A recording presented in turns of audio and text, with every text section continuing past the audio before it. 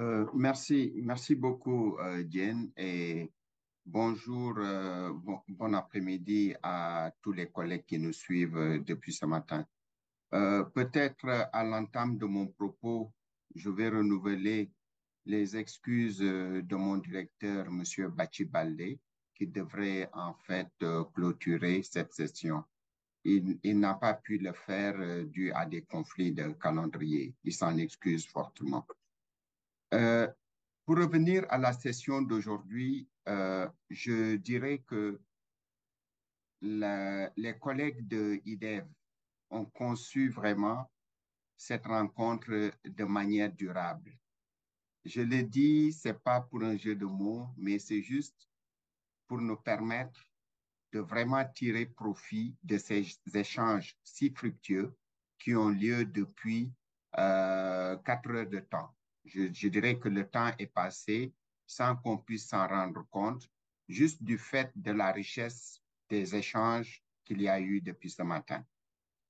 Je parlais de structuration durable puisque pour entamer la journée, il y a eu une présentation sur des faits, ce que la banque a eu à constater sur des réalisations concrètes, c'est-à-dire comment l'aspect durabilité a été évalué dans les différentes opérations menées par la banque dans les différents États membres. Et c'est avéré que vraiment, un effort reste à faire dans le domaine de la durabilité des interventions. Et pour en rechercher un peu les causes, pour mieux trouver les solutions, un exposé a été fait sur la durabilité économique et financière des opérations. Il s'est révélé de ce point de vue qu'il faille trouver des outils innovants, des méthodes innovantes pour pouvoir assurer cette durabilité financière et économique des interventions. À ce titre, je voudrais saluer l'intervention des collègues depuis le Ghana, la Côte d'Ivoire, qui ont permis vraiment d'étayer un peu ce qui a été constaté par IDEV à travers son évaluation, mais également pouvoir se projeter pour l'avenir. Au titre des interventions, on a eu droit également à un exposé sur le renforcement des capacités et la durabilité institutionnelle de manière générale. Là aussi, je dirais qu'il y a de nombreuses questions qui ont été posées et l'objectif, je pense, n'était pas nécessairement d'apporter des réponses à toutes les questions. Mais je pense que le fait de pouvoir poser les bonnes questions permet en fait de résoudre le problème, ne serait-ce qu'à moitié. Puisque lorsqu'on parle de durabilité institutionnelle, cela a été désagrégé jusqu'au niveau, je dirais, individuel.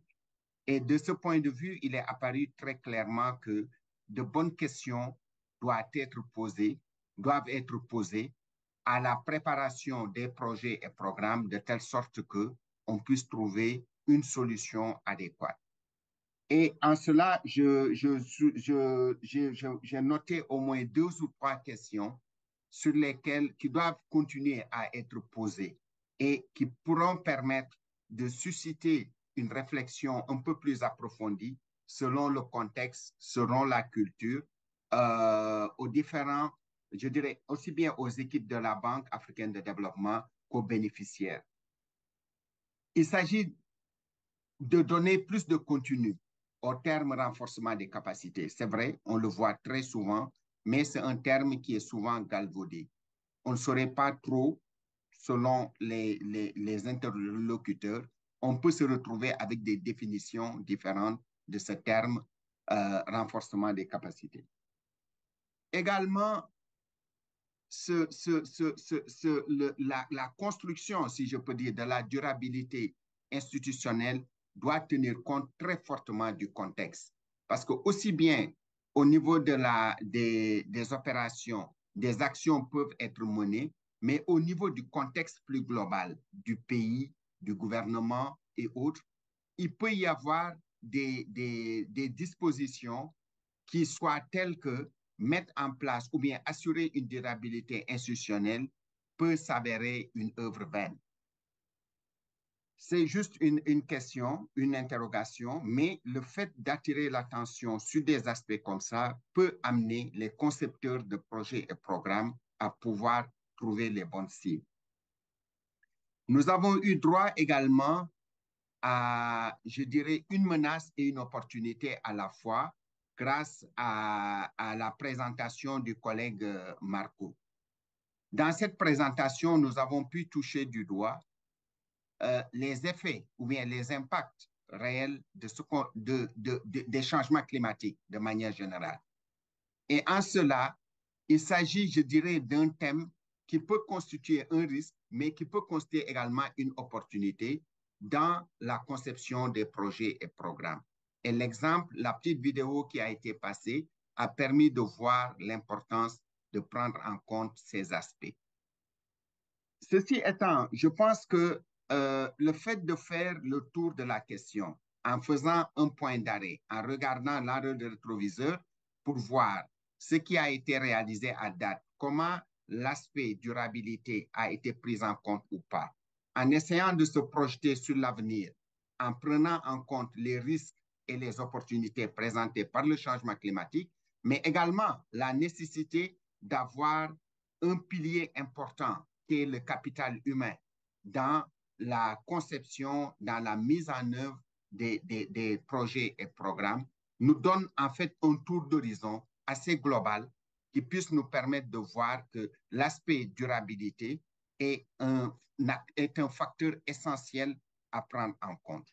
Certes, qui dit durabilité peut vouloir dire renforcement ou bien accroissement des coûts des projets et programmes. Mais je pense que dans cet exercice, il s'agit de trouver le juste milieu parce qu'il ne s'agit guère de construire des routes, des ponts pour ne pas pouvoir atteindre la durée de vie estimée, ne serait-ce que la durée de vie estimée au début du projet. Je pense que personne n'en voudrait, aussi bien côté bénéficiaire que côté banque. Donc, il va y trouver le juste milieu pour pouvoir mettre en place, en fait, prendre en compte cette dimension durabilité dans tout investissement qui sera fait. Je pense que sur ces mots, j'ai un peu résumé les discussions que nous avons eues depuis ce matin et également, nous nous projetons également vers l'avenir et je pense que les collègues de IDEF qui ont organisé, qui ont eu vraiment la bonne idée d'organiser cet échange, prendront également en main les quelques questions importantes qui ont été soulevées au cours de cette rencontre pour pouvoir se projeter sur l'avenir, pour pouvoir donner aussi bien aux bénéficiaires de projets qu'aux collègues de la Banque africaine de développement des lignes directrices qui puissent permettre d'améliorer pour le futur la conception des projets et programmes. Je pense que, Jen, si vous n'avez pas un mot à rajouter, nous pouvons mettre à ce point-ci un terme à nos échanges et en nous disant que dans le cadre de la durabilité, des échanges de ce type pourraient voir le jour plus fréquemment dans le futur. Je vous remercie.